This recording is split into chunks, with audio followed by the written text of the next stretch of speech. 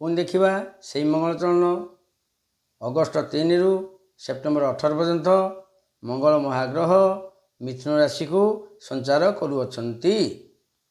सिंह लग्न सिंह राशि भाई भौणी मानकर जेते पृथ्वी रहिले मघा सिंह 10-5 पूर्वा फाल्गुनी 11-5 उत्तरा फाल्गुनी 12-5 जेते रहिले सिंह राशि सिंह लग्नर मंगल हेले चतुर्थाधिपति और भाग्याधिपति नवमाधिपति बुधंग क्षेत्र में एकादशस्थ मंगल शुद्धि अच्छी अगगोड़े कंटा बाजिब नाही।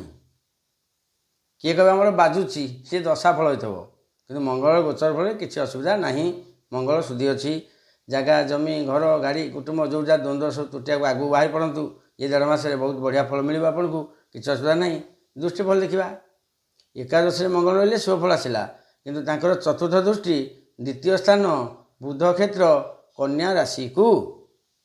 द्वितीयटा हूँ मुख कुटुंब धन धन हानि हम मुखरे किसी समस्या सृष्टि हो पारे आपंकर कथबार्ता टी शालीनता रखा पड़ो।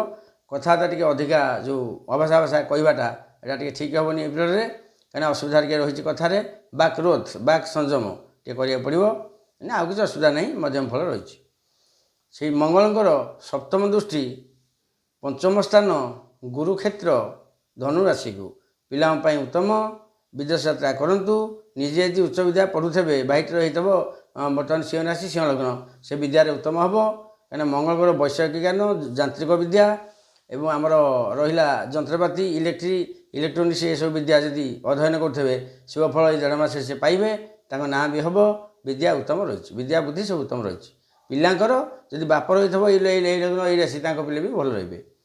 षष्ठ स्थान अष्टम दृष्टि शनि क्षेत्र मकर राशि को सीटी मंगल उच्चस्थ किसी असुविधा नहीं। षष्ठ शत्रु हानि रही गोरु गाई किणवा जोग रही कि जदि घर को कौन चढ़ई कि कौन जीवजंतु आणवे कुकुर ताकू आणतु किसी असुविधा नहीं।